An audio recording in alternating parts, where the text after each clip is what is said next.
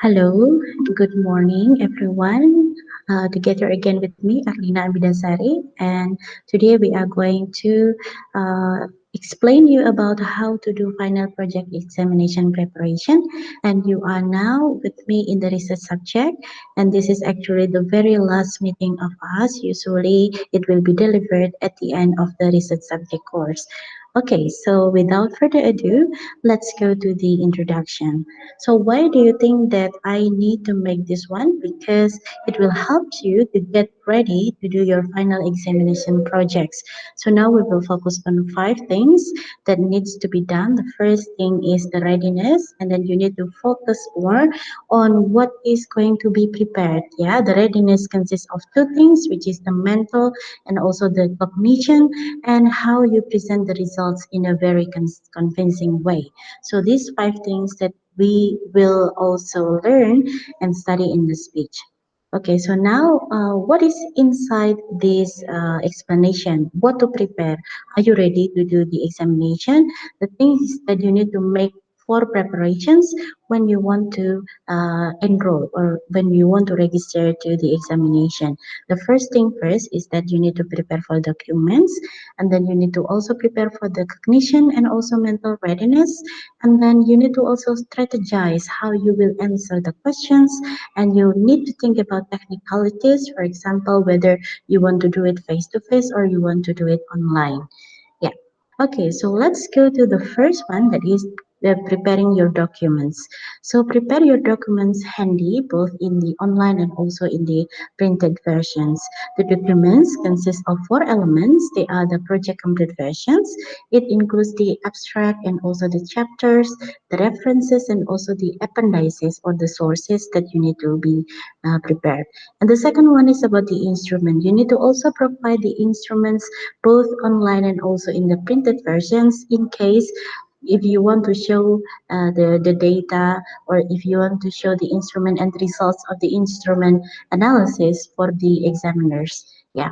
And then the next one, you need to also display the data in terms of visual. It can be in the form of table or in the form of graph and also in the form of chart. So it can be in any kind of a data display, which is better for you. So you need to decide yourself.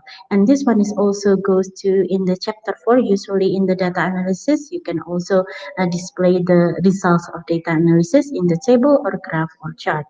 And lastly, you also need to prepare blank paper or notepad if you use laptop. Why do you need the blank paper or notepad? Because it is to write suggestions for the examiners. Yeah, so this is very important. The second one is that you need to be ready in your cognition and also in your mental. Because why? If you have a strong brain, if you have a strong mind, you can clearly explain the results and also answering the questions. Yeah, because why? All questions come from your own writing, and the answers are already there. It's already in your writing, so you don't need to worry about it. And if you have a strong mind, if you have a strong brain to memorize the answer and also to explain the answer, everything will go smoothly. Now, if you hear the questions from the examiner, try to classify the questions into your chapters.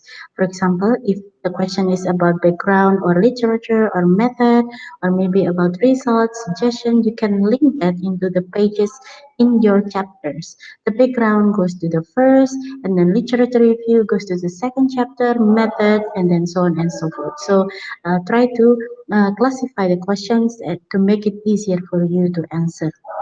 Next is that you need to provide the data when answering the questions. Yeah, so not only relying the answers on the logic, but also you need to make sure to present the data, the correct data, and also support the answer with a reliable sources from the literature review that you have. Okay, now let's go to the third strategy, that is strategizing or strategies to answer the questions. When answering the question from the examiner, you need to be direct, you need to be brief yet convincing. How to do so? So, firstly, you need to give a direct answer without too long pause. When you pause too long, somehow the examiner will think that you do not cover, you do not master the content of your thesis, right? And then provide straightforward answers. Most Indonesian students, they do not provide straightforward answers, so you need to practice how to do it without making somebody else confused about your answer. Okay, and the next one is be honest. In case the question does not relate to your research, does not relate to the content of your research, you can say that you don't have the data. Yeah, but if you think that the question is already there, the answer is already there in your thesis, then it will be good for you to answer based on the data. Yeah, and again, rely the answer from the pages in your chapters. And lastly, answer in a very relaxed manner, but with a positive expressions. Yeah, use non-verbal gesture, for example, like hand gesture or maybe head movement. Yeah, to make things, in a good way to give a positive impression for the examiners. And don't forget to smile. And then the last one is about technicalities. So these technicalities related to, the problems usually occurred when you do online examination. Yeah. So what you need to do is try to prepare scenario in the problems, for example, to eliminate possible problems. For example, like internet problem, laptop or gadget problem, sound system presentation, and then problem from yourself, and then problem from examiner, problem about schedule. Try to always prepare for plan B for everything. So you need to really prepare. For example, if you have a problem with your laptop, you have to also provide yourself with different devices. Yeah, for example, your other gadgets. It can be also used in this way. Okay, thank you so much for paying attention to this lecture, to this speech. Have a blissful exam, and remember one thing is that when you have a strong mind, you will have a good way of convincing the examiner. So I can say that strong mind comes from a perfect preparation and also practice. So have a good day, everyone, and I'll see you next time. Bye bye. Wassalamualaikum warahmatullahi wabarakatuh.